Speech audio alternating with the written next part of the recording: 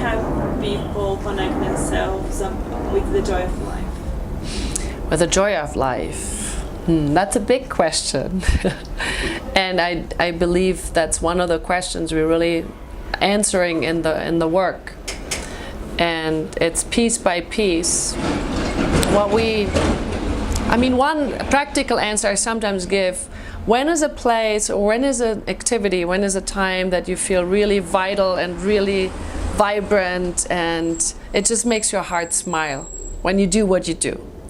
Because those are usually the detective points. I'm in an activity where I really connect to something that is speaking my own inner truth. That could be snorkeling, that can be doing my work when I do my work, that can be playing with your grandchildren. It can be many places, but when I know I feel juicy, I feel really vibrant, and it makes my heart sing, those are the activities. Formally, when we do the work, I'm really looking at the times when I feel I lose it. I really crash, I'm not having it, so that I detect there are times when you have that, you're just losing it in that moment. To me, actually interesting is I'm not having joy, I'm not feeling vibrant, I'm not feeling life force. Those are the interesting moments when I'm detecting I'm too much in a box, in a frame of conditioned learning self, and it's not speaking resonantly to my inner truth self. And so in comparison, now let's find times when you do have that. And how can we bridge those two, so that not having old contextual moment can be the entrance point for me to find life force and life energy. You just said about the bridge and the comparison, when you compare a joy of life and you are not feeling, you are in a box. How do you open this box? The answer to that is many different models that Virginia Satir taught. One of it is to think about us as a mandala of self. So many resources that I can tap into that I may have lost at a given moment in time. Do I know I have this beautiful body that's an instrument that holds feelings, that can connect into relationships, that can take in all the aesthetics of the world through the senses, through eyes, through nose, through lips, through hands? Do I enjoy the context I'm in? Do I enjoy where I am? Do I have a connection to something bigger than me? I have a contribution, I have something to share. So do I have some sense of spirituality, and that doesn't have to be religion, just a sense of me and there's something bigger? So when I'm in touch with all these resources, and we call that the mandala of self, for example, or when I am really clear about my internal iceberg level, the experience I carry inside of myself, there's a behavior and it feels congruent in a moment in time, it is because I feel what I feel, and it's okay because that's driving my behavior. And underneath that, I just notice there's something I want, something I really long for, and it's okay to want that. So the wanting, knowing about it, having feelings transport and deliver it in a way where I can resonate, touch other people with it. Because I need the feeling juice in order to be alive and touch other people with it. That will actually give me all these possibilities to come from one level to another, to really bridge it.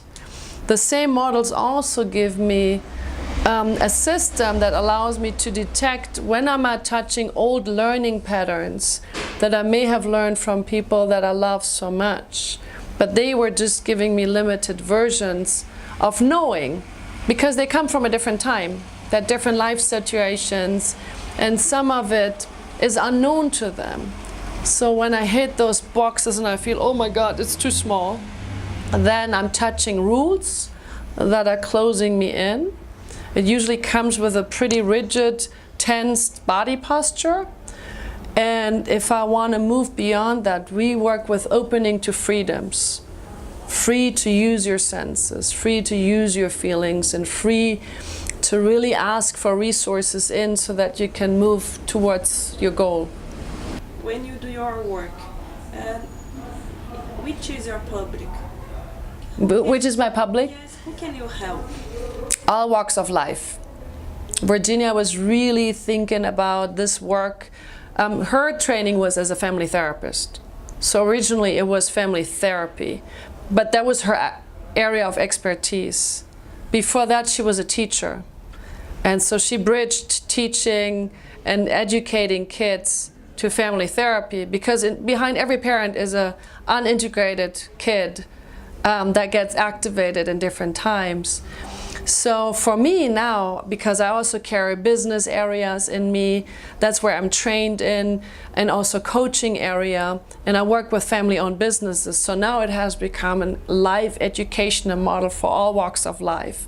I work in coaching, I work in family therapy, I work in business areas, and doing family therapy with business. Sometimes it's the two levels.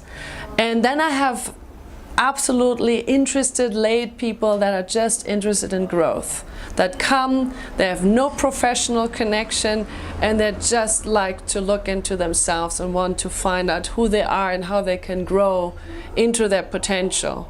So basically it's for all walks of life, including education, school systems, and that's I actually hope that we get more and more into early education, because it's about life skills, and I think we need them.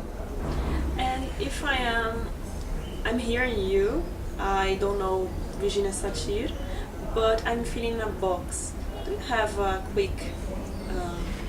quick suggestion? What should I do? Or quick help?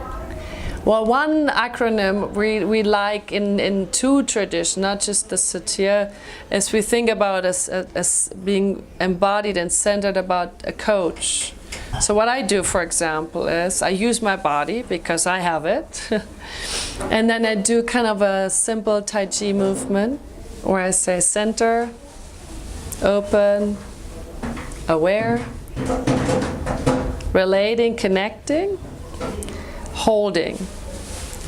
So as I allow my body to move very gentle, I can sometimes notice maybe my movement stops. For example, here it does for me. And it's not really a stopping because there's just air, right? But when my body stops, I'm noticing here's something where I feel held back. The quickest way to change is to notice, give it a nice little smile, take a nice breath, and then consciously allow the body to move beyond that limit. And then I notice it takes a little bit of work. So that work actually gives me an information, interesting, I can go beyond, but there's some limitation here. Let me find out about that more. So that's a physical idea. But through the body, I can then go to the mental area. What is the learning that is connected to that stopping? And the possibility to go beyond. And that we can unpack in the meaning making, in the learnings, and so that it has both body, mind, and then awareness, awakening, consciousness, understanding, to really know what it means. So I can really move my daily life beyond those boxes. So use your body, I think, is my very first recommendation, and allow the body to notice and detect, because that's the quickest way to change. Body and breath are the most important drivers that will change my behavior, my emotional sense, my psychological sense, and also great awareness tools in order to detect what's going on. Shallow breathing is telling me I lock into some old learnings that are not so comfortable. Deep breath, release, it does tell me something integrates. So there are many patterns in breathing, and I could be curious about that too.